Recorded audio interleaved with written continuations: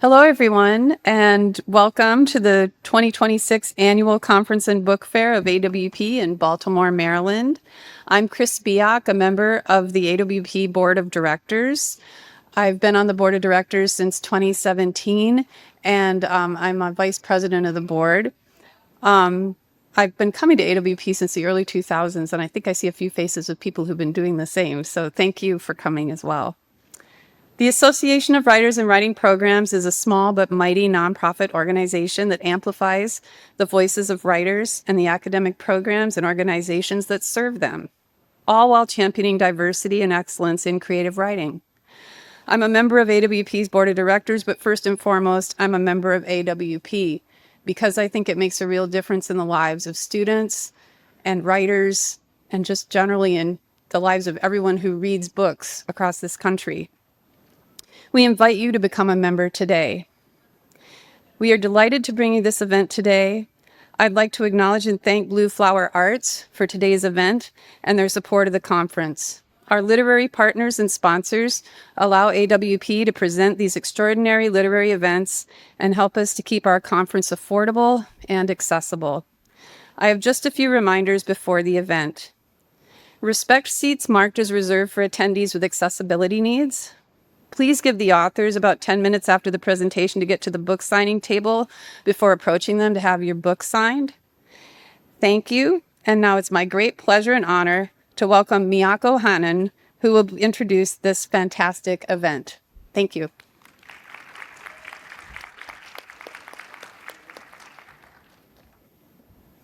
Good afternoon. Welcome to The Right to Read versus Book Bans, Stories and Advice from the Front Lines, sponsored by Blue Flower Arts. A few reminders before we begin. For those needing or wishing to follow along to a written text, there are printed copies in the front row. Please make sure that spaces left open for wheelchairs remain clear of chairs or other barriers. Treat service animals as working animals and do not attempt to distract or pet them. Be aware of those with chemical sensitivities and refrain from wearing scented products. Please be aware that your fellow attendees may have invisible disabilities. Do not question anyone's use of an accommodation while at the conference, including for chairs reserved for those with disabilities.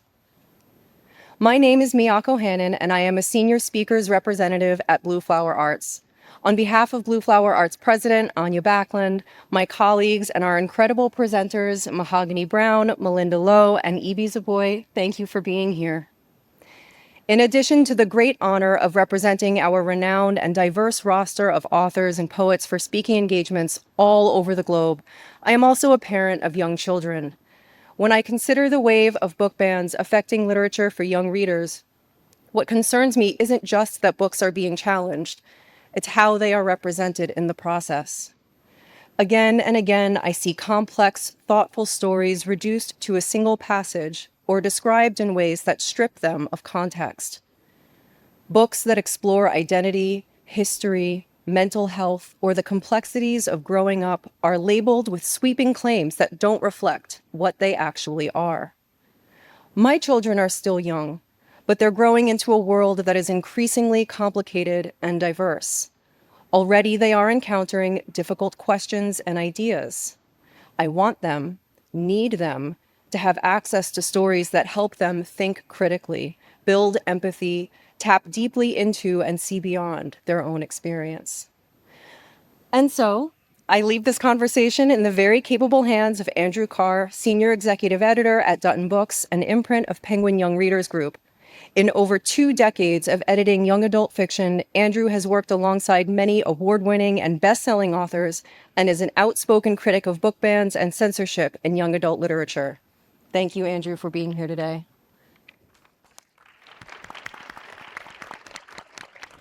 Thank you, Miyako. I am delighted, humbled, honored to introduce 3 authors whose work as artists and as advocates I deeply admire.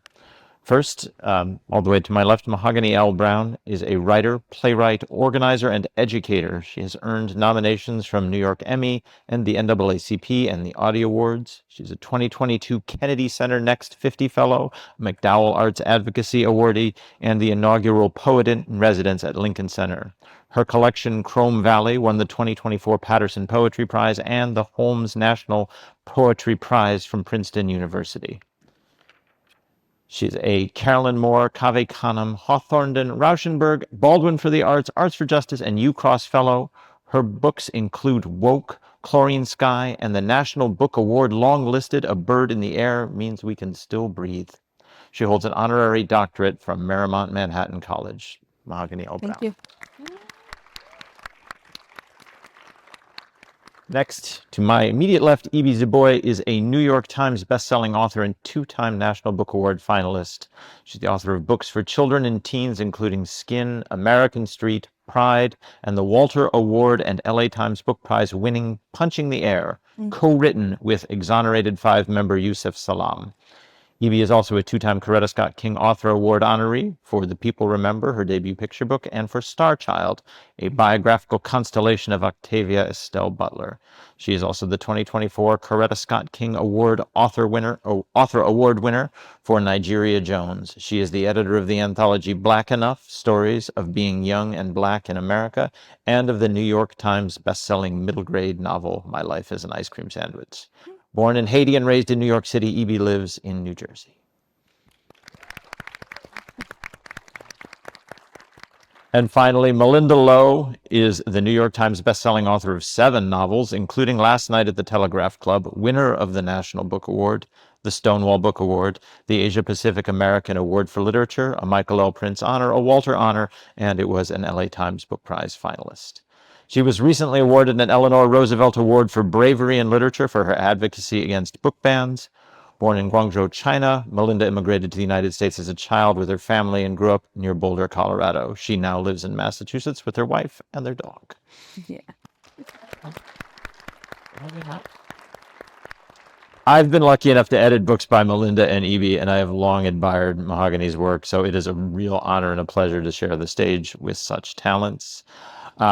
As a minor housekeeping thing, we don't have the ability to take live questions from the audience, but if there is a topic that you would like us to address or something you'd like to clarify, we want to be mindful that people are bringing a lot of different experiences of book banning and children's literature. Write them down, and we'll get to a point where somebody from the crowd will collect them and bring them up, and we'll do our best to address them. So we really would like to hear from you. With that said, Miyoko's introduction did a great job and used a word I find really apt for a starting point for any in-depth discussion of book banning, especially book banning in these times. That word is complexity. And it applies not only, of course, in the sense that she meant it to the text being banned, but also to the contexts of the bans themselves. Any single book, loudly or quietly banned, is a dot. And what I hope we can do today is start to connect the many dots of many bans and many kinds of bans and see the whole complicated picture of book banning and First Amendment erosion and censorship as it affects American books and American authors in 2026. Thank you. And I should acknowledge in this moment, even since I started working on the notes for this discussion today, the picture has grown. You would be forgiven for not having noticed this because we did, as a country, start a whole war last week. But Republicans in the House of Representatives introduced the mendaciously named Stop Sexualization of Children Act, House Resolution H7661, which is nothing short of a national book banning bill. A bill that would have extremely far-reaching consequences for every single writer and teacher in this conference. There's a lot happening in the world, and it's easy to miss the less violent harms being done in Washington, D.C. when there is so much violent death elsewhere, but we can't look away from what's going on with book bans, even in that context. So on that note, on a note of trying to notice everything that's happening, I was really struck by a passage from Mahogany's National Book Award long-listed book, A Bird in the Air Means We Can Still Breathe. And at the outset of that book's fictional but very familiar national crisis as men in power are asking ordinary people to do outrageous things. An adult in the story makes a simple but crucial request of a teenage character. Mama says to Malachi, quote, "You may not notice the difference now, but as you grow older, you will see the difference soon enough. Just keep your eyes open. See everything." And then a few pages later, Malachi returns to that advice and says, quote, "When I started to look more closely, or as Mama instructed, see everything, the stories appeared everywhere."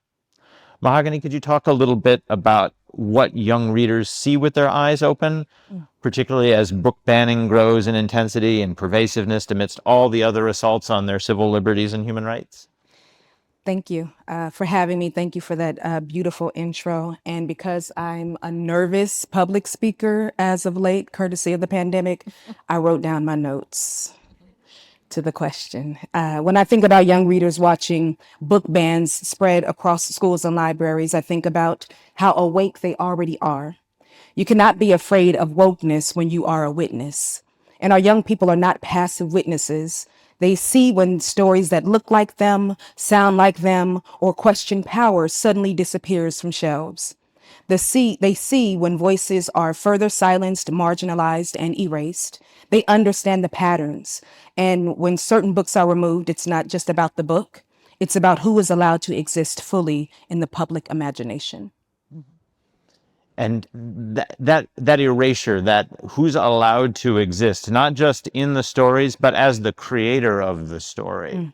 When we take a book, when a book is taken from a school, it's not just the book, but the author that disappears. The example of authorship that a finished book represents, and what happens then downstream when all of a sudden kids don't see books and authors. And I think that's a thing that I really want to return to over and over in this, is that the discourse on book banning often centers like books are being banned, but it also creates enormous precarity for authors themselves and for literate culture going forward. Like, the dots are very, very connected. Does anybody else want to weigh in on that? And or should I? I think you got it. Yes, sorry. And I came here today from Minneapolis, Minnesota. I live in the Twin Cities, and some of you may know it's been a time there for the last couple months. And this is a state where book banning itself is illegal. The state is a major home to immigrants and refugees, and the federal government is, as you know, in the midst of a months-long violent occupation. I don't think these things are unrelated or coincidental, and I think that's another part of the discourse that we need to understand, that book banning isn't about people like people who care a lot about libraries wanting to curate them differently. It's part of a larger strategy. It's part of get out the vote efforts. It's part of a bigger plan for reshaping civil rights and access to ideas in America. The literary advocacy organization PEN International sent a delegation of authors from all over the world to Minneapolis last week to bear witness to and be in solidarity with authors in the Twin Cities living under violent occupation. And at one of those events, PEN America president Dana Mengistu observed that one of the things that authoritarian regimes do all over the world is erase not only stories of disfavored groups, but literally their authors. And when he said that, I was reminded that the extent of the erasure of their stories and their authors has been an ongoing phenomenon of marginalized authors across this country for years. So it's important, again, as I said, to name that fact, the erasure of authors and stories. And in your novels, Evie, and in your nonfiction and in your picture books, you've explored how Blackness is experienced in America. Like, you've wrestled with the intersections of Black nationalism and American racism, with diasporic and Native experiences, with Afrofuturism in the face of white supremacy, all topics that are, not coincidentally, highly disfavored by the current regime. Can you help us see how book banning fits in that bigger picture of xenophobia and anti-immigration sentiment in America? I think there's a word there that I read that you didn't just say just now, and I want to thank you for that. It's anti-blackness, Yeah. and xenophobia. I think I prefer xenophobia over racism. Racism in 2026 has become such a light word, right? It's a safe word. But I love xenophobia to describe what is happening. I love even more genocide to describe what is happening, even when it relates to books. And if we send our children to school, we want them to learn their ABCs and one, two, threes, and reading is a huge part of it. If you are erasing the books that reflect their experiences and themselves, if you are erasing the authors, as you said, you are devaluing reading, the culture of reading in their lives. And when you devalue and remove the culture of reading from their lives, what do they have to look forward to? How are they dreaming? How are they imagining? And I also love this idea of imagination deficit for marginalized children. Who gets to dream big? And that goes into Afrofuturism. Who gets to exist in the future? And you can only imagine who gets to exist in the future from reading stories, from absorbing stories. You remove the imagination, you remove the dream, you remove the history, you remove the very essence of life and the person too. So I'm getting like really heady here, but it is that lofty. It's not just the paper product that they are banning. It is the imagination, it is the history, it is the ability to tell the stories of our past, present, and future. So, in banning my book, yes, you are banning me as the artist. So, it's just telling young people who are like, I'm an immigrant from Haiti. I know firsthand what it can look like when you start removing the artists and the truth tellers. And it's what we call a brain drain. You remove the intellectuals from the country. It's a dumbing down of society. And I don't think we talk about that enough, the dumbing down, the anti intellectualism. And when you remove the intellectuals, remove the creatives and thinkers, you really have just a nation of desperate people who can't imagine from themselves another possibility. And I'm seeing it happen in Haiti. The art is still there, but you have the intellectuals who are not there, who are not able to push back against government. What you're left with is violence and not critical thinking. I said a lot, but No, it's a good answer. And I think what we're trying to do here, all of us, is escalate. It's easy to see book bans as a thing that happens to an individual book. And there's like, you often see this on t-shirts, like the black rectangles, like it's a way to show censorship as you're like, but when one word disappears, the meaning of the whole sentence is gone. There's an interlinked quality to our literary life. There's a dependency. Maybe your book isn't banned, but that sort of chain of literary virtue that comes from one book leads to another, and suddenly it's a library, is suddenly broken. You can't make sense of the whole. So even if you feel like you haven't been banned, when one book is banned, there's this additional precarity for all the other books. And when dozens and dozens of books, the others, it very quickly loses coherence, which I think what Evie was saying is like we lose a literate culture as a result of even a ban of a minority of our books. So like genocide is a big word, but and comparing it to the violent military occupation of a city is a big deal. But I do think it's important that we understand the stakes of book banning are not what they once were. These are part of a larger program in context weaponized against literate American culture. Like, and the subtitle of this session, it makes it sound like there are front lines that you might not be on. Like these are stories from the front lines that we're bringing back to you. But I hope you're getting the sense that like you're on the front lines too. Like if you're a person who reads, a person who tells stories, it's already affecting you. there's no author of any kind can thrive in a climate that doesn't merely play fast and loose with the First Amendment, but is actively hostile to it. And as you know, all these published authors have experienced both the direct and in effect effects of book banning. So I would like to talk a little bit about. I'm sorry. I skipped a bit here, so I'm going to go back here. I want to continue a little bit more about author erasure and have a question for you, Malinda, about your recent anti-banning advocacy. And you've been very specifically trying to shine a light on the effects, particularly the economic effects, the long-term livelihood effects of book banning on authors. And you've advocated for specific author protections in anti-book banning bills in your home state of Massachusetts. And you are an author plaintiff in 2 major anti-book banning lawsuits in Iowa and Idaho. Much of the anti-book banning discourse in America centers the impact on readers. We have freedom to read bills and protecting access to book, but it's just as important to make the connection to authors and their rights as well. Can you talk a little bit more about that work and the sort of sometimes surprising difficulties in getting people to understand that books have authors, especially at the legislative level? What's it like? Yeah, thank you for that. So I think that my experience with book banning is very practical. Simply because, okay, so what year is this now? 2026? So it's been 5 years since this really started to rise up.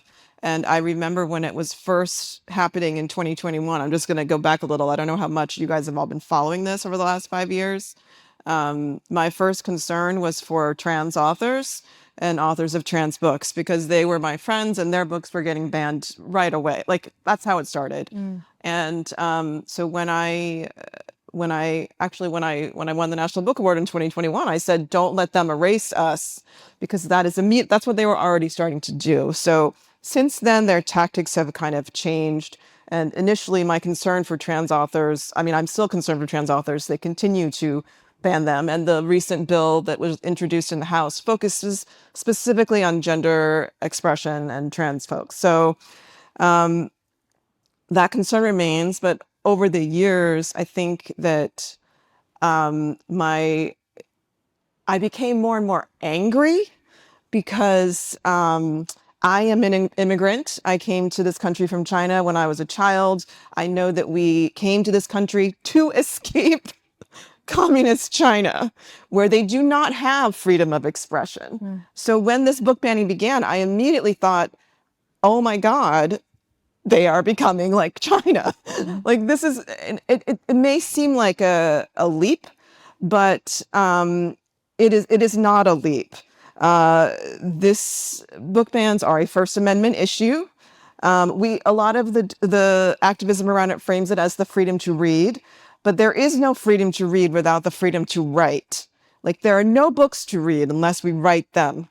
Okay, so it is a First Amendment issue, just like the intimidation and imprisonment of activists like Mahmoud Khalil, just like the detention of Rameza Ozturk, who co-wrote an op-ed in her student paper and was detained for 6 weeks for doing that writing. It is just on the same level as the firing of Stephen Colbert that everybody is so upset about. It's on the same framework as Jimmy Kimmel's temporary silencing that the whole country was upset about. And it is just like the harassment and murder of protesters in Minneapolis and St. Paul for exercising their First Amendment rights to protest. So this is on the same level or the same like general framework as Chinese writers being imprisoned for speaking out against the communist government. So that is something that I am very, very cognizant of. And over the last few years, it has become clear to me that a lot of people in America, I don't think that we want to go there. I think that a lot of us don't want to see this as the truly serious and dire situation that it is. So I don't want to freak you all out. No, freak us I out. want to freak you all out. Freak us out. it is very, very bad to not be able to speak freely your opinions in any format, in your op-ed, on the streets, in a book, on the internet, on your TV show if you're lucky enough to have one. It is not good. So I do want to make sure that we understand this as a First Amendment issue, and that is the First Amendment for a reason. It is a fundamental right in our country, which this administration is suppressing in many, many ways. That's right. Book bans are one of them. So I guess right now I would say, man, I'm frustrated. Yeah. I've been frustrated. Like in Massachusetts, we're working to pass a Freedom to Read bill. It's called Freedom to Read bill. And it's sometimes very difficult to impress upon legislators that authors deserve to be protected. There are 13 Freedom to Read laws that have been passed in this country. Only one of them in Rhode Island includes protections for authors and creators. None of the rest of them do. So we are working very hard to make Massachusetts the second state to protect authors' fundamental First Amendment rights. And it's just frustrating because when you point out to legislators, we deserve to be protected by these laws because we wrote the books, they're like, of course. But we actually have to point it out to them. I think that in many ways, authors and artists are sidelined in this situation, which I find very disturbing and frustrating. So I don't know. I guess that's where I'm at right now. There's lots of stuff that everyone can do. And I think that while we're here, I hope that all of you will tell your author friends about this event here. Tell them to watch I think there's going to be a recording.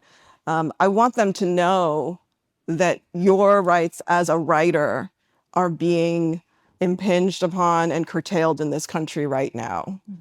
They're trying to silence all of you, all of us. And I think it's useful too to have, if you are going to be on the front lines with us, as the subtitle says, to have some talking points, some things that some antidotes for some conventional wisdom, because I think all of us who have had to have talks with civilians about book banning have heard things like, "Oh, it's just good publicity," and that a book ban is a shortcut to a bestseller list. These things are not true. We often, and media is very bad at covering this. Like they'll see a book ban, for example, for a book like Mouse, which obviously should not be banned, but that's a book that's already generally available in every bookstore. Like it's a well-established book. It's a relatively uncontroversial book. They cover that story. People go out and buy a lot of copies of Mouse, which has already sold millions of copies. Because you heard about that, it's an easy story to tell. The much more complicated story to tell is the story of a book that's quietly banned in a school library that not very many people have heard of, and you can't buy in every Barnes and Noble. And an author's school visits get canceled. And that's a complicated story to explain. Nobody's heard of it. There's no coverage. But the harm done to the book, the access and the reader is obvious if you look at it carefully. Like all of a sudden, a reader, and I have seen this happen innumerable times, is like their possible relationship with a book is disrupted in a way that they see. Like in your book, they see that school visit, like that was maybe on the count. All of a sudden, it's over because the author can't come and the books are out of the library and no explanation. And if you are, and I'm sure many of you are, if you know about how people who've dedicated their writing careers to children's literature make their livings, it's not just from the proceeds from their book, but from speaking in schools and libraries. It's an important part of their income. All of a sudden, a major income stream for an author disappeared, not just for that event, but for future events.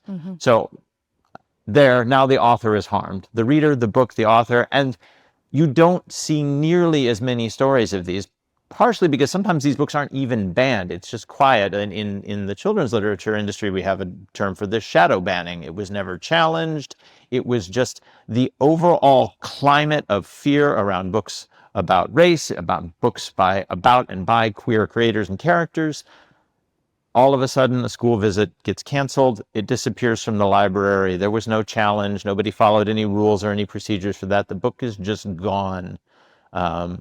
The readers are harmed, the book isn't accessible, and the author is all of a sudden economically impacted, psychically impacted. It is extremely harmful, but we don't tell these stories. And there's no bestseller implication for that. There's no free publicity. So when you hear somebody say that, you can push back on it.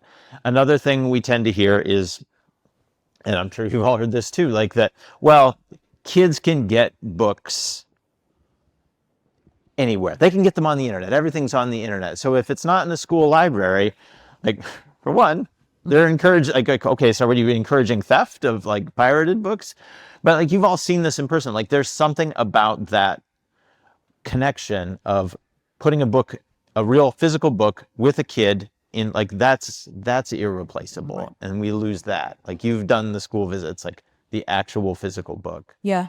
I'd like to go back to the first part that you talked about, because there's also the element of harm in physical threats.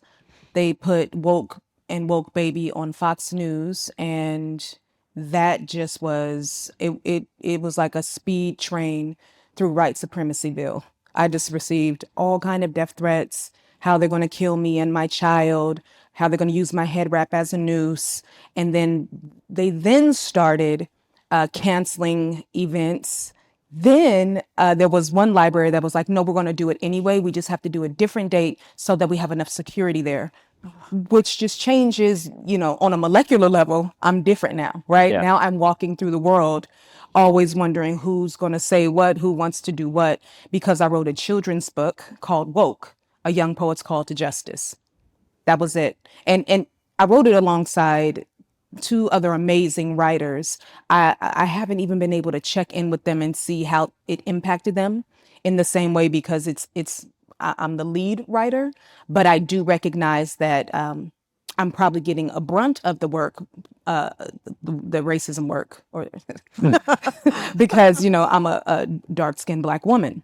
And those things just fall in line with, you shouldn't be talking to our kids anyway. What do you know about being a global citizen? So we're not only damaging the fabric of our community where authors feel safe to go and speak. We're now making it almost impossible for that life to continue once we know where we're going, what we're doing. So the ban is really scary in the sense that, one, I just got here, damn. Now we banning? What? I mean, how many times did I have to read Huckleberry Finn? Are you kidding me? Yeah. You know what I'm saying? Uncle Tom's Cabin. Are you kidding me? But I recognize that the fear is bigger than logic.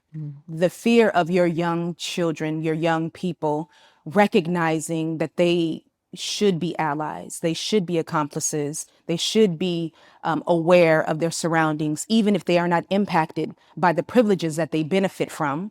Their peers are, their cohort is, the people that take care of them are harmed.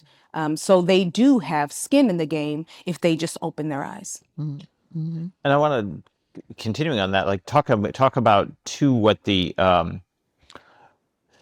way the bans also misrepresent what reading is. Like the name of that House bill, it's the sexualization of children, that which is wild in this era, in this moment. How dare you? How absolutely dare you say you care about the exploitation of children, and we have an entire list of people who sexualized our children. How dare you?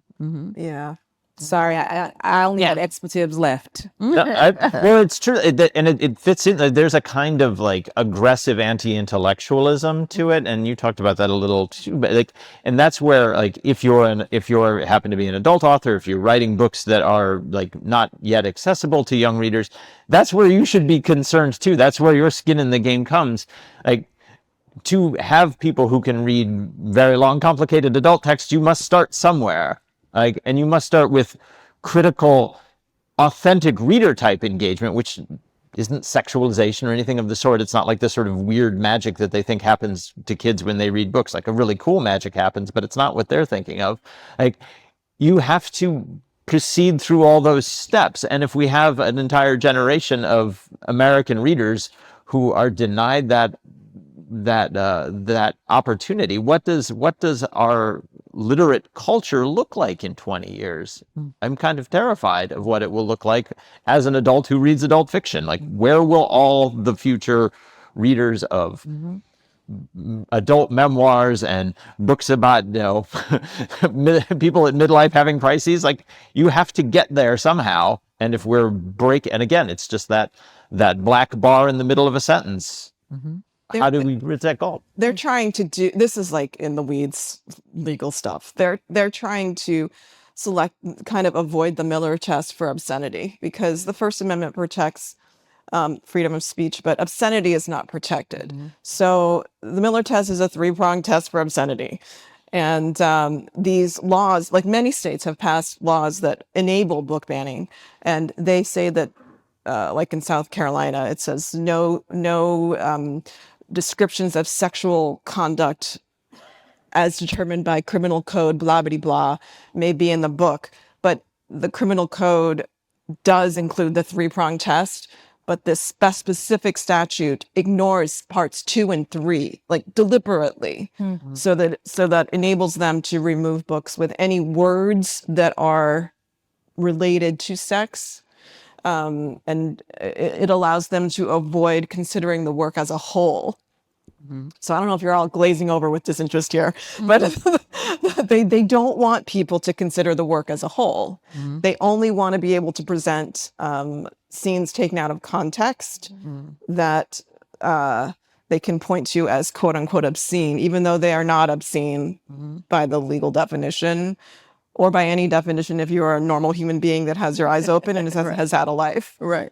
So, Or, reads whole books. That's another thing that we have to push back against, like the sort of atomization of books. Like if we had graphic novelist Maya Kobabe here, in our book Genderqueer, there's one page that if you see that book banned, that they hold up, and it's if you think of that book as that passage in the book as a complete sentence about a young person thinking about having sex, the end of that sentence is no. Like, Maya decides not to, but passes through fantasizing about what it might be like, and that's depicted in the graphic novel. But you never, ever, ever hear that whole arc of the story. They always atomize the book down to that one page, and really specifically one panel, and that de facto makes it obscene. That is, to me, a primary example of this sort of anti-literate aspect of this. Like, you ceased to read when you engaged with the text that way. You're just looking at one word in a sentence and going, that's obscene. Like, that's I don't even have a good word for it, because you have to want to unlearn to read. It's like post-literate. It's not even like you're refusing to properly read, and that's what's going on.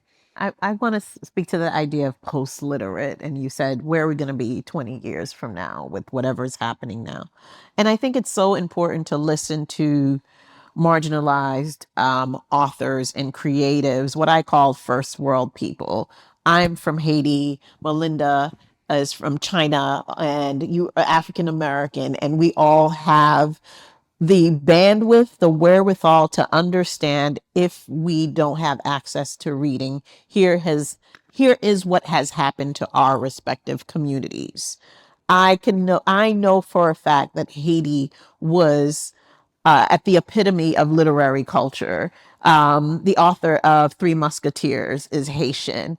You have Marie Chauvet, who wrote Love, Anger, Madness, a beautiful literary work. Jacques Womet. We have our literary heavyweights in a country like Haiti, which the president has called a shithole country. Guess what? It wasn't always a shithole country. Here is what happened under dictatorship. Here is what happened under censorship. And here is the result of that decades later. I know people who are still there. I've seen at my age, I've seen how it was when I was born, when I was left, and what happened till now. And we all can speak from those experiences, and other writers from who did not grow up in this country can speak to those experiences. And it's not fair, or it's not smart for other people to say this could never happen here, or this is those people. We are here. and listen to the people who said this is what happened in this country and in that country. Size or geographic space, mass doesn't matter. The actions matter because of what happened in Minnesota. People are being disappeared. This is what happened in Haiti. Censorship. This is just like very little minute things. Rights are being taken away. And we have to be able to look to the future and say, if X, then Y. I wrote Octavia Butler's first biography for children. And people say, oh, she foretell the future. That's not necessarily true. She was a master at pattern recognition. Yes. She wasn't, she couldn't tell the future. She was, living through the 80s. She lived through the 70s. She lived through the 60s and was like, oh, here's the mathematical pattern. And if this keeps going, she said in an interview, this is what the 2020s will be like. And she names 2025 specifically. And here we are because it's pattern recognition. And for those of us who are marginalized, who are people of color from different countries, we can say the same things. Here's the pattern recognition. Here's where we will be 2025 years from now if we don't make those changes now. Yeah, these things have happened in the past. They have already happened. That's right. In different parts of the in different world. parts of the world, and now they are happening here, like the erasure of queer history from national park sites. Yes. I mean, this is what has happened in China for decades. This is why young people growing up there do not know about the Tiananmen Square massacre. They literally don't know about it. And so that is what this administration is trying to do right now. And so it is really very important that we all see that. Because at first it looked like revisionist history, and now it's just erasure. That's Just right. no history. There's no Post-history. There's no, yes. There's Slavery was good for production. Yes. They helped work for cotton. Helped who? Help? What? Right. That wasn't, we didn't choose that, right? And I love how you talked about what happened in Haiti and you talk about what happened in China. They did that here. Oakland, California, where I'm from, is very much a part of one of those cogs in the wheel where they said decimate it. Put drugs there, take books out. We were just talking outside about annotating. I said, I've never written in a book. I was told this book has to go back. So I didn't even learn annotation until I went to college. And if you have young people who are raised in this space where we don't have the option of writing in books, we don't have an option of choosing the books we want to read. We go to school barely because maybe it's not as safe. You want us to be worried about the war on drugs rather than worry about, the violence of police. There's a lot of people who are just not going to have the same experience because our educational outlets are different. If they exist. So I was taken out of the school system that I was supposed to be in because of those things and moved to a whole nother area so that I could have a chance. So it is happening. Absolutely. and that pattern recognition that you were talking about, Evie, it's so it feels like one of the things that is an escalation of the book banning that we're experiencing now as opposed to what was happening maybe when we were I grew up in the 80s, and I remember that that t-shirt, Celebrate Freedom, Read a Banned Book, and it's a list of 7 or 8 banned books, as though the act of reading a book were somehow a sufficient kind of rebellion. And I want to talk a little bit about that too, like what practical things regular readers can do beyond sort of protest purchases and using banned lists as reading lists, because now the scale of banning, and this sort of gets to the contemporary big data moment. One of the tactics of book banners is to use the categories that publishers use to make books more discoverable, to disappear them, which is a kind of Orwellian irony. Rather, it's really inefficient to actually find all the books about queer characters, but because publishers want books with queer characters to be discovered by queer readers and generally curious human beings, we provide data, metadata, so data that's not immediately visible on the book, but categories. BISAC codes is one kind, is a very common kind, that reveals that. And that is a non-reading way that they can search for books. And here's the banned list. It's everything with the, I can't remember the actual number, but the BISAC code for any of the queer BISAC codes. And those are all banned. You could not make enough protest purchases to counteract that. Like, yeah, you have to do more. So that's why these sort of legislative efforts, like showing up at school board meetings, like, it's more than just reading a few books. It's actual serious political advocacy that it's going to take to meet this moment. Yeah. While we still have a democracy, Right. sort of, now is the time. I mean, it's been the time. And if you are how many of you are authors in here and writers? Many of you, right? So you can absolutely do something. You can join. I'm going to tell you, you can join Authors Against Book Bans. Just search them out. Authors Against Book Bans. They are a grassroots organization. I think we have at least 5,000 members now, but it's growing.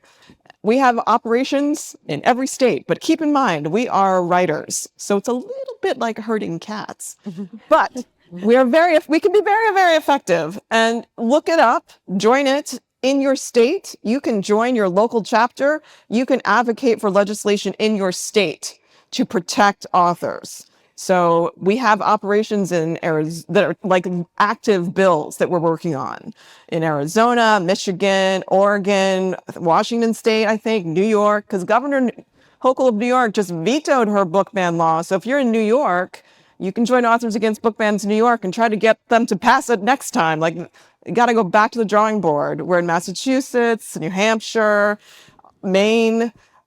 We're in a lot of states.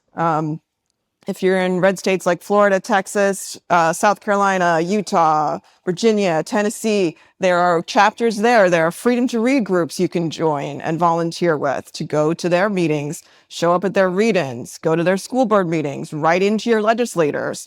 Like, the one thing writers can do is write emails. We're really good at writing emails, aren't we? So it is very important to write to your legislators in coordination with your local group. Like, we really need people to step up and actually advocate for ourselves and for our fellow citizens to continue to have a voice. So please join us in doing that. Like, we need all of us. I want to add, especially if you believe you are in a position of some sort of power. Because I think for me, I feel like you said, Mahogany, I just got here. And the goalpost keeps changing because in 2020, our books were flying off the shelves during the month of June, during that great racial reckoning and stop anti-Asian hate and all of that.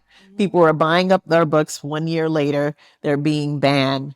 So if you feel like your books are not being banned or people from your community is benefiting somehow from the demise of other people, this is when you step up. Because I feel like I'm really an advocate of those who are doing the most harm should be the one to right those wrongs. And if you have any leverage in your respective communities and you feel the desire to change course of whatever's happening in this country, it's up to you. That's right. Yeah, run for school board, run for a library board, show up at the meetings. If like, whatever you can do to disrupt the really quite well organized machinery, it will bear fruit because it's organized, but it's silly. These people, the nice thing about readers is that we have stamina. Like, we have the ability to stick to these things.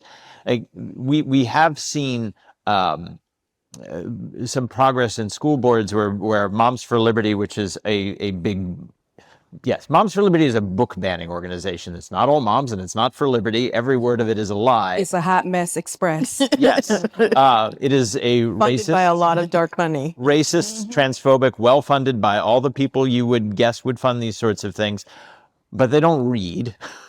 And they don't like. The problem is maybe this is in hopes of being somewhat hopeful in this. They need pattern recognition too, but they're eating their own pattern recognition skills. Like, it's hard to build a movement based on anti-intellectualism that actually lasts, because eventually they burn themselves out, which isn't to say we should wait them out, but by showing up and calling bullshit, by filling in those blanks, like, actually you could say to, a thing that I like to say if I get an opportunity when somebody is for the word woke, for example, is actually a really good one for this that I like to deploy when I get a chance. Like, the demonization of woke that's the president likes to do so much. You know what the group of young people who helped get Abraham Lincoln elected in 1860 was? I know there's one person in the room who knows what it is, but does anybody else know? They're called the Wide Awakes. This was a youth movement in America, a Republican youth movement, if you want to get really ironic. Knock it off. Wide awake. Boom. They were called the Wide Awakes, and they were, big young Lincoln supporters. Like, there are, like, history is full of these sorts of patterns. We can disrupt stupid with smart, I guess, is maybe the simple way to put it. But, like, it's get in the gears of their stupid machine as much as you can at every opportunity you have, because this is really, really important. I think you're more optimistic than me, Andrew. I'm optimistic too. I'm just deep in the legislative weeds right now. I'm like, we're having a. And I want to talk about that too, because I just want to put a pin on it. You are deep in the legislative weeds, but you're also an author. How hard is it to write and advocate at the same time? Oh yeah, it's very, very hard. It's very hard because legislation, and I mean, the more I learn about how legislation works at the state level, like, we're just trying to pass things at a state level in a blue state. I'm in Massachusetts. The amount of work that we have to do to get the legislators in a blue state to pay attention to us and pass a very obviously positive bill is astounding. It is astounding. And no, I can't write while I'm doing this. I've given up months of I would have written another book by now had this stuff not happened in 2021. The last 5 years have been like, it's been a lot. Every single author I work with who does book ban advocacy, it's cost them a book in that period. Like, it's because every author Andrew works with gets their books banned. I'm sorry, it's my fault. You are the common denominator. So it's Andrew. It's because we write about reality. It's true though. Like, that's the double erasure of this. Like, you get, it's triple, quadruple, whatever it is. There's the financial precarity of losing the school visits, and if you devote yourself to the activism work, like, you don't get more time. You didn't get a 32-hour day because you were spending hours. So we need more volunteers. We need to have more people helping us so we can all do like 1 hour a week instead of 20. You know what I mean? Like, we need more people. We need y'all to join us in this battle. There are lots of, like, different skills that you can bring to bear on this. Like, one of the things that we've seen in Minnesota since the occupation is this, like, the self-organizing quality of a community in crisis, to react to it. Like, we all suddenly got on Signal, and we figured out how to get peoples on corners at schools to do observation, and we learned how to run license plates and all of that.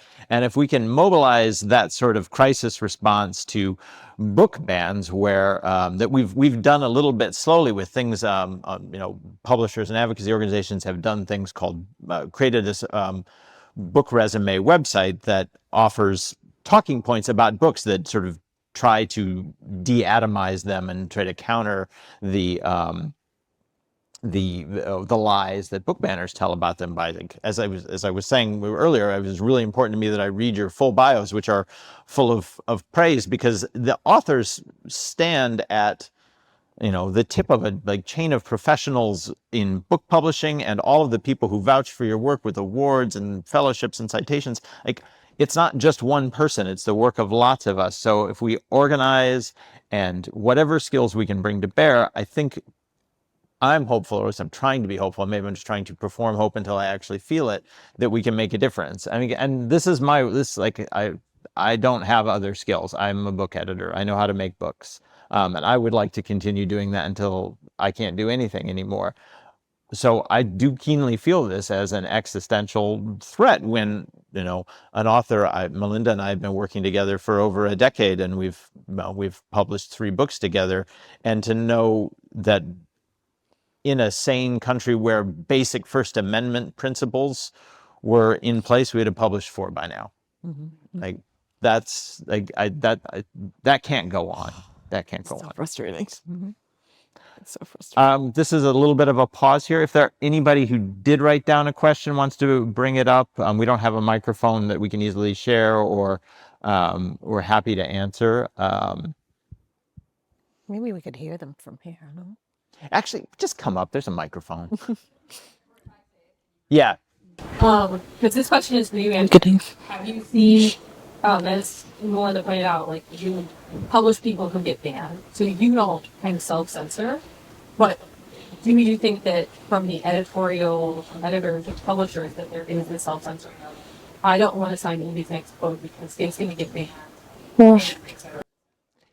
It's a really good question. So she asked whether publishers are either consciously or subconsciously changing the way that they buy books based on the climate of banning. I think it's a complicated answer, but I mean, the simple answer is yes, somewhere it must be, like, because there is an economic incentive behind publishing. It's a capitalist, pursuit. So I think it would be insane to say that that's not happening to some degree. I feel very confident in saying it's happening to a very small degree, if at all. And in some ways, it's the opposite. Like, editors don't, we don't get into this business to make a lot of money. One of the great freedoms, one of the great pleasures and freedoms of this is to have taste and follow it. And there's, especially in children's literature, there's a missional aspect of this work that feels really good when you feel like I can introduce new work, new voices into the canon. So it takes a lot to get us to stop wanting to do that, because you're taking the fun part of the job away. So that is a little bit hopeful there. I'm not seeing it in terms of acquisition, but to your point, there is a narrowing of the aperture of opportunities to get those books on shelves when schools and libraries, especially in big states that make a lot of bulk purchases of books, like Florida, once upon a Texas, Florida, buy lots and lots of books. And when all of a sudden, by legislative fiat, South Carolina, for instance, you just simply cannot shelve those books in school libraries, the effect is more that all of a sudden,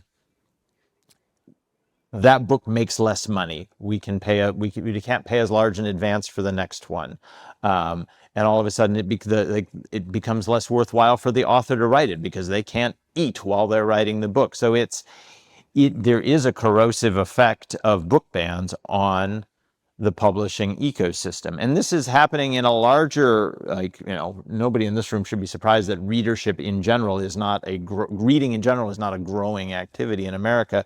American retail, the retail environment for books, there are people who are here old enough to remember when there were 2 big national chains. There's one now, and if you have gone into a Barnes and Noble in the last 10 years, one thing you probably noticed is that there's less selection. And that's not fundamentally censorious. I don't believe that Barnes & Noble, by and large, isn't curating that way. But one of the consequences of their being able to study consumer retail patterns more is that they can tailor. So they have lots and lots and lots of fewer books.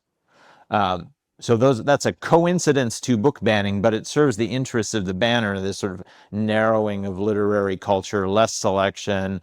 Libraries are imperiled by this. Library budgets, you get a few people on library boards, all of a sudden they get less funding. And again, fewer and fewer titles, less reading. You don't want to finish that thought. It's not a good place. But it's a really good question about book publishing. And I can't say with any honesty that there won't come a point where the financial imperative overwhelms the good feelings of book publishers. I saw another hand in the back with the mask on. So she's pointing out that Malinda said even in a place like Massachusetts, there are huge roadblocks to getting legislation passed, and she's asking for some more specifics about what those roadblocks look like. Okay, so Massachusetts has a year-round legislature, so they work all year, but they work very slowly. And I think the roadblock is number one, since this new administration started a year ago, there's a bazillion things to deal with. The state is trying to do a lot of things to shore up states' rights in Massachusetts, and book banning doesn't seem to be a priority for a lot of legislators because I don't think they see that it's important. So the thing that we're trying to do is show them that it's important. And that it is related to the First Amendment. I mean, it is the First Amendment. We're trying to show them that it is an important right that they need to protect. So I think that when it comes down to it is politics. Politics is slow and it's not pretty. And it's not pretty anywhere. It doesn't matter what state you're in. Politicians are going to be politicians. So that's the real roadblock. We're working with politicians. Many of them are great. Some of them are just straight up politicians. And I don't know how else to say it. It's just democracy is hard. Democracy is really hard. And that's why we need people involved at the state level. There was another hand there. Yes, you, sir. Can you speak to your hope or your lack of hope and how you keep hope? He asks us to speak to our hope or lack thereof and how we keep same. I think Evie should take it because you said you were hopeful.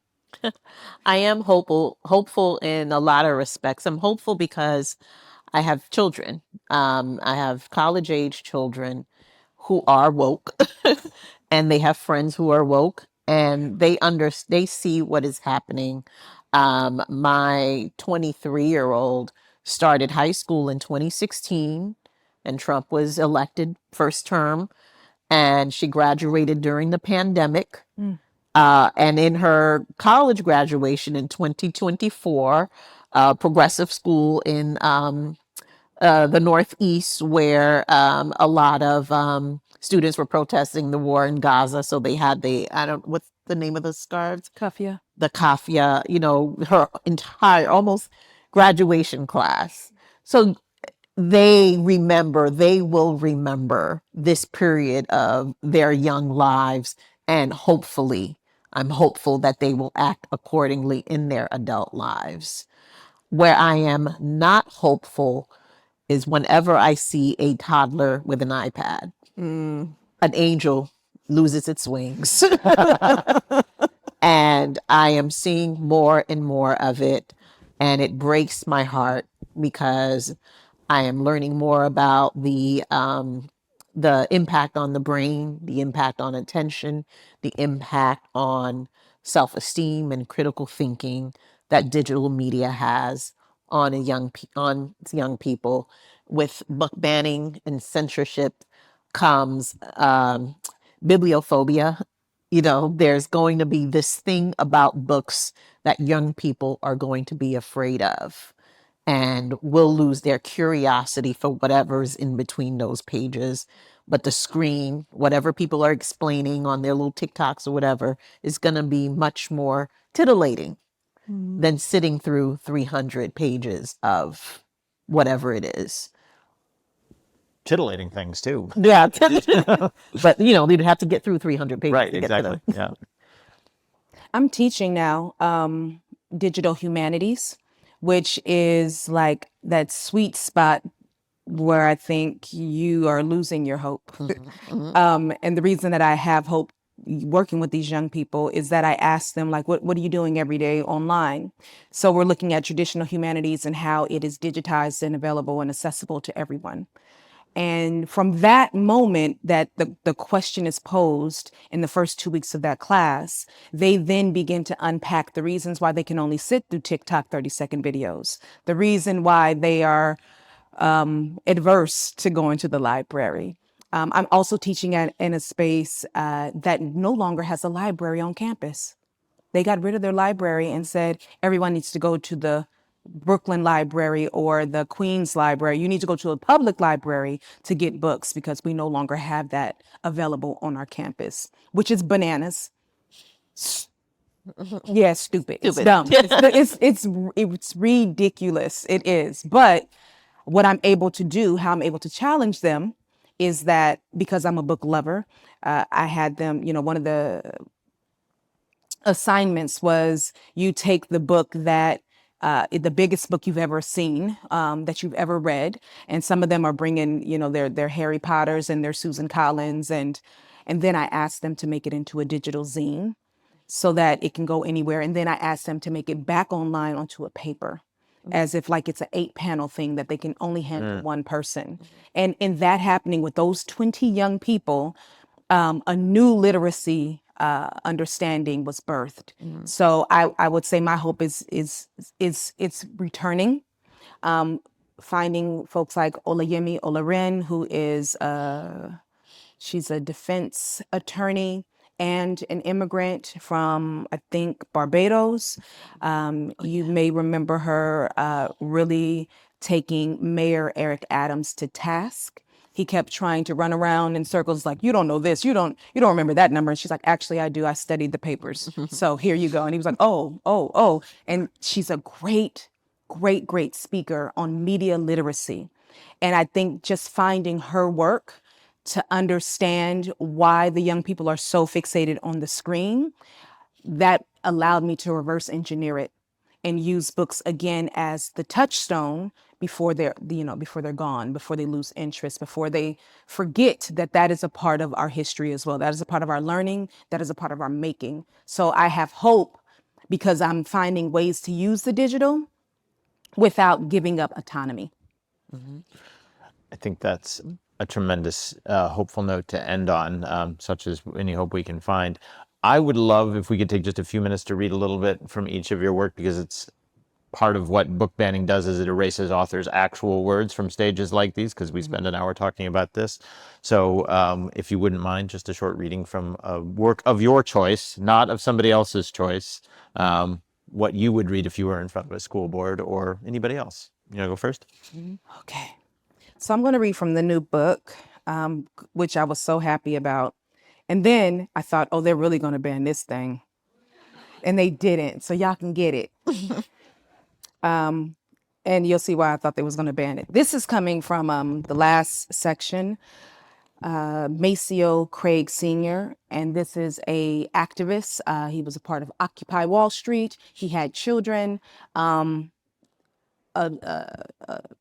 Speech he wrote became like a tagline, and someone broke a window and they put him in Rikers Island for inciting violence with his words. And so this is him still locked up in jail, waiting for his chance to go to court. But this is what he says before they took him in. Hope is an act of liberation. We are here today, friends, on this ledge of tomorrow with one question.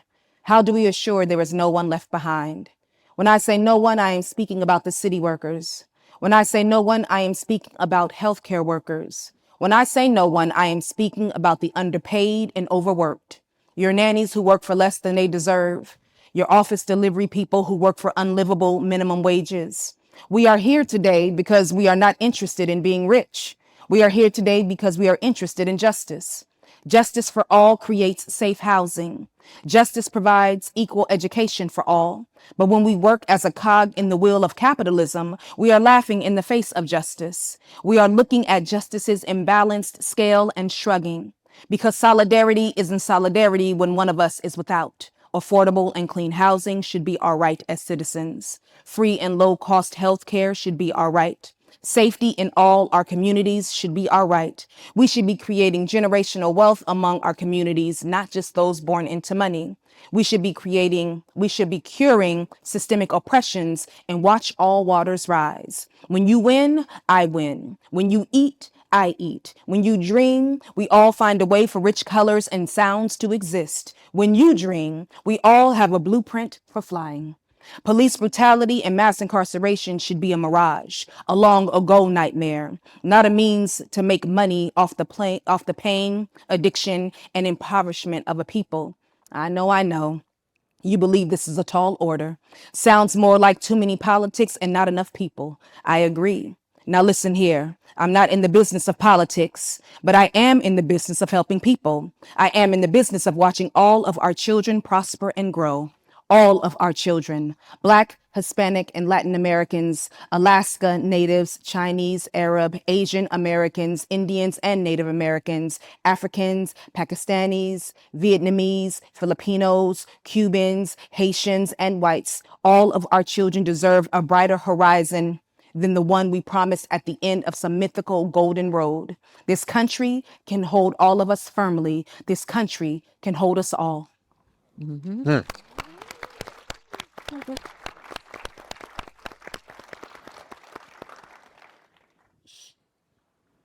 Should I go? Okay. So I'm going to read a brief scene from last night at the Telegraph Club, which is about a girl, a 17-year-old girl in 1950s San Francisco. Her name is Lily. She is bringing her friend Kath to a drugstore to show her a pulp novel because she's hoping that by showing her the book, she can figure out if Kath is gay without actually asking her. You know. Okay. Lily spun the rack of tawdry paperbacks again, then began to flip through novel after novel, hunting for the provocative cover of Strange Season. The blonde, that had to be Patrice, in her negligee on the floor, the brunette, Maxine with dark eyes, above in her sultry black gown. Lily was aware of Kath beside her, watching, and she said, "It's been here for weeks. I thought it would still be here." Kath pulled a book from the next rack over, a detective novel with the silhouette of a corpse on the cover, and asked, "What was the title? I'll help you look." Strange Season. Kath put the detective novel back and started to look through the other books. When Lily had finished with the romance rack, she moved on to science fiction, wondering if it had been mistakenly placed there, but at last she had to admit defeat. "It's gone," Lily said, sighing. "I suppose someone bought it." She couldn't imagine who might have had the nerve to put their money down on the counter. Someone very bold. "What was it about?" Kath asked. When she decided to show the book to Kath, Lily hadn't considered the possibility that it would be gone. She had hoped the book would do the work of voicing the questions she wanted to ask, but without it, she was back where she had started. She was faced with a choice now. She could explain what the book had been about, or she could lie. Lily backed away into the corner between the science fiction rack and the rear wall of the store, and Kath followed her. They were quite alone now, and above them the fluorescent light buzzed as if a mosquito were trapped inside the bulb. It was about two women. Lily's mouth felt so dry she might choke on the words. That book, Strange Season? It was about two women, and they fell in love with each other. And then she asked the question that had taken root in her, that was even now unfurling its leaves and demanding to be shown the sun. Have you ever heard of such a thing? Kath's eyes widened briefly, and then she looked down at the floor and over at the science fiction rack and back at Lily, who felt her heart thudding like a drum, her blood rushing through her veins and turning her skin pink as she waited for Kath's response. An eternity seemed to pass. The heat of the fluorescent light on her head was like an artificial sun. The cash register at the front of the store rang like an alarm bell. Finally, Kath said one soft word. Yes.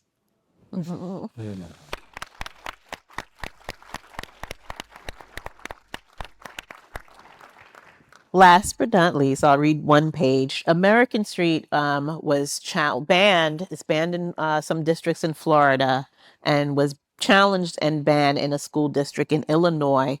The board meeting was televised, and I had some teachers or some parents reaching out to me. They wanted me to be there at the board meeting to zoom in and plead my case for my own book. I was like, hell no.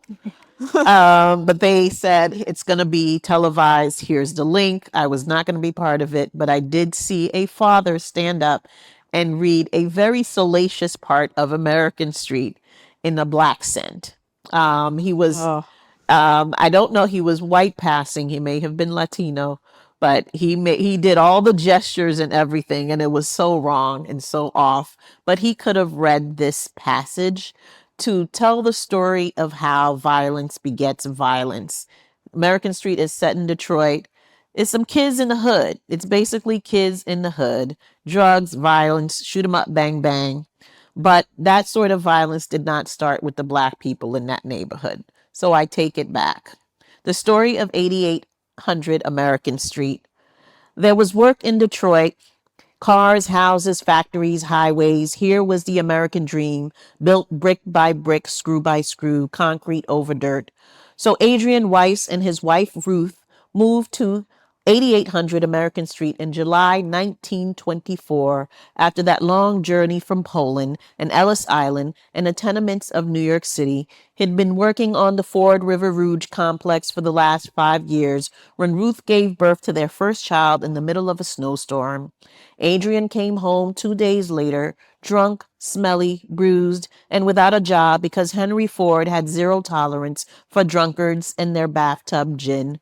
So why not gin?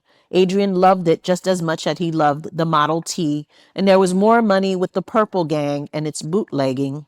Months later, Ruth hid money beneath the mattress, in mason jars, in the icebox, and in the backyard. Adrian liked to flaunt his money even during the Great Depression of 1929 when the other husbands were let go from their jobs and the women knocked on the door of 8800 American Street for some bread and milk or some of that well-hidden money. So maybe it was the jealous husbands on American Street or unpaid debt owed to some members of the Purple Gang that led to the shooting death of Adrian Weiss on the corner of American Street and Joy Road. And maybe it was because of this first act of violence at the crossroads of hopes and dreams that death lingered around that house like a baby ghost. Whew. Thank you. Yeah. Thank you. Thank you so much, Evie, Malinda, and Mahogany for Thank you, sharing. Andrew. Thank you, Andrew. And Blue Flower Arts. Thank you. and Blue Flower Art. Thank you, Blue Flower. And thank you all for the work you're going to do to fight book banning from this day forth until we eradicate it. Word. Yes. Thank you.